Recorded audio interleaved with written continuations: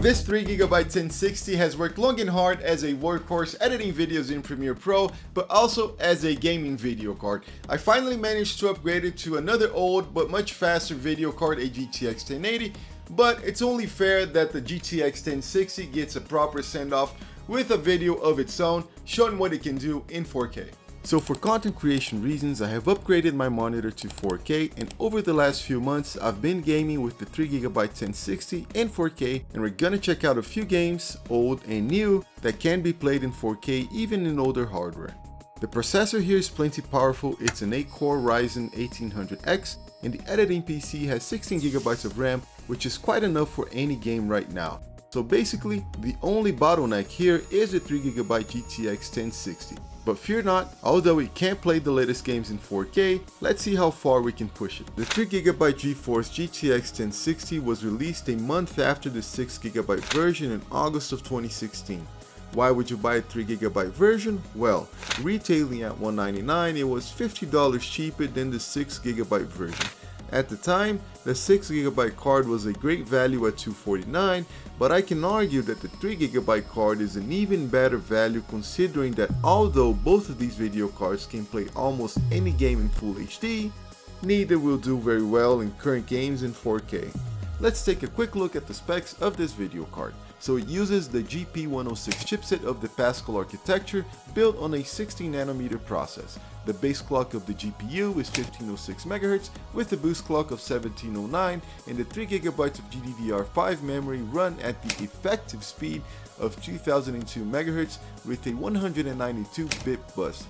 This card is the Gigabyte G1 Gaming, so it's factory overclocked to 1594 with a boost to 1809, so a nice little bonus there. It has 1152 shading units, 72 texture mapping units, and 48 render output units. Pixel rate on this guy is 81.98 gigapixels per second, and the texture fill rate is 123 gigapixels per second.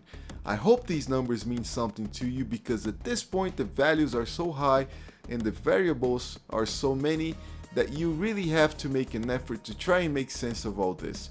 Now we're off to see what this translates to actual games in 4K.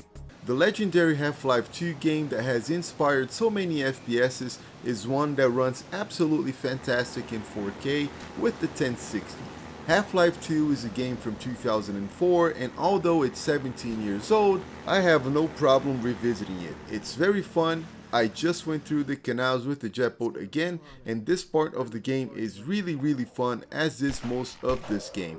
If you haven't played it by now, you should definitely see what it's all about.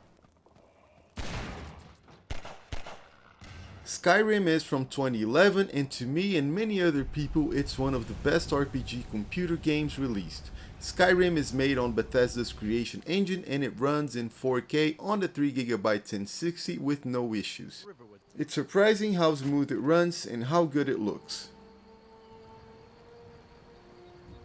Sleeping Dogs is from 2012, but it's still a great game. It looks absolutely amazing with the updated textures of the Definitive Edition, and if you're into GTA type games, this one is a must play. It's basically GTA, but you're an infiltrated cop in the mafia in Hong Kong. Anyway, in 4K the game runs at around 50 FPS in low settings. Dota 2 is a MOBA, aka multiplayer online battle arena. It's an esport game, and actually Dota, it's what started MOBAs.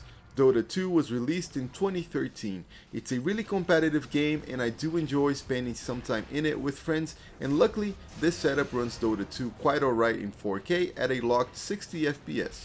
That's the maximum refresh rate of this monitor, and I'm using FreeSync.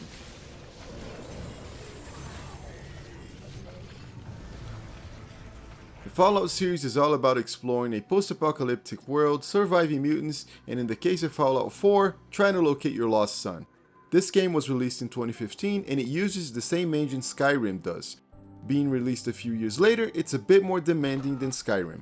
In 4K, it runs at 50 to 60 FPS in low settings, but it's amazing how good this game looks and that it runs on this hardware in 4K.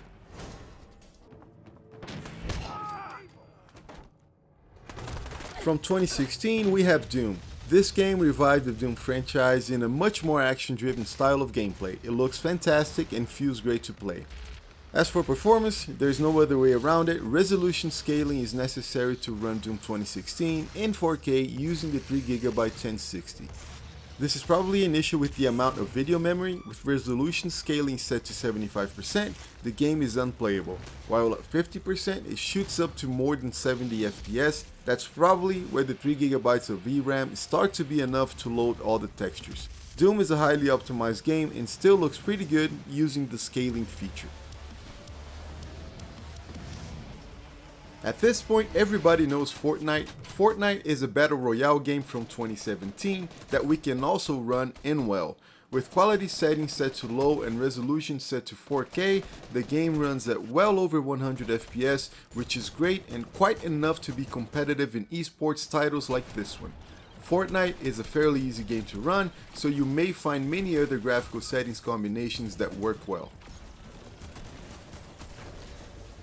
And of course, you can play retro games like the GOG version of Shogo Mobile Armor Division from 1998 that do support 4K.